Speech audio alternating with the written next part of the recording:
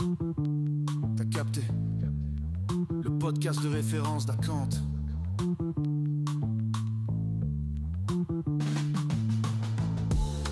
Salut à tous, bienvenue dans un nouvel épisode de T'as capté, votre podcast sur la cybersécurité.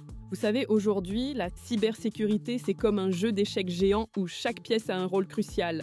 Et on vous parle aujourd'hui de ces différents acteurs avec Marc. Bonjour à tous. J'ai entendu dire que 66% des organisations ont été touchées par une attaque ransomware en 2024. Comment ces entreprises arrivent-elles à se défendre contre ces menaces ? Eh bien, c'est là qu'intervient toute une armée de spécialistes, à commencer par le RSSI, le responsable de la sécurité des systèmes d'information. C'est un peu comme le général en chef de la cyberdéfense. En anglais, on l'appelle le CISO.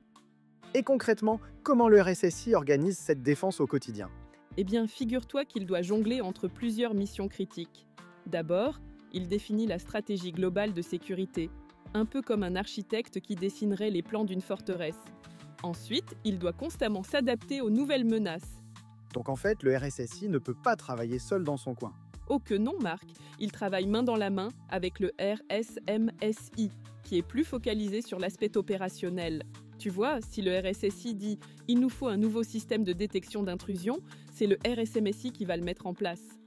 Et j'imagine qu'il y a aussi quelqu'un qui s'occupe de toute l'infrastructure informatique. Exactement. C'est le rôle du DSI, le directeur des systèmes d'information. Il gère un budget qui peut atteindre plusieurs millions d'euros dans les grandes entreprises. Son défi ? Équilibrer les besoins en sécurité avec les contraintes financières. Ok, mais comment tous ces acteurs arrivent-ils à communiquer efficacement entre eux ? C'est une excellente question. Ils utilisent ce qu'on appelle le SMSI, le système de management de la sécurité de l'information. C'est comme un grand orchestre où chaque musicien doit jouer sa partition en parfaite harmonie avec les autres. Et sur le terrain, qui sont ceux qui détectent les attaques en temps réel ? Ah, ce sont les analystes SOC. Ces experts travaillent 24 heures sur 24 dans des centres de supervision ultra-modernes. Tu sais qu'ils doivent analyser en moyenne plus de 10 000 alertes par jour ? C'est un travail qui demande une concentration de sniper. Ça doit être épuisant mentalement. Tout à fait, c'est pour ça qu'ils travaillent en équipe qui se relaient. Et ils sont épaulés par des systèmes d'intelligence artificielle qui les aident à trier les vraies menaces des fausses alertes.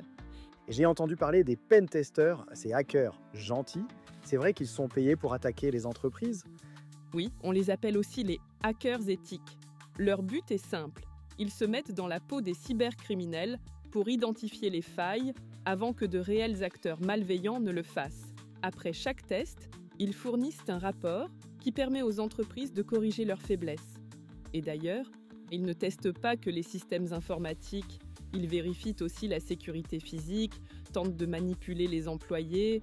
Au fait, tu connais une entreprise spécialisée là-dedans ? Qui font des pentests, tout ça ? Oui, on a nos amis de chez Vaha Data qui sont spécialistes en la matière. Tu devrais aller faire un tour sur leur site web. Merci beaucoup pour ces explications, j'irai voir leur service. Et voilà, c'est la fin de cet épisode. Si cet épisode vous a plu, n'hésitez pas à le partager et à nous suivre sur notre page Acant pour ne rien manquer. Dorénavant, vous avez un allié dans la sécurité. Merci et à la semaine prochaine pour un nouvel épisode de T'as capté, le podcast de référence d'Acant.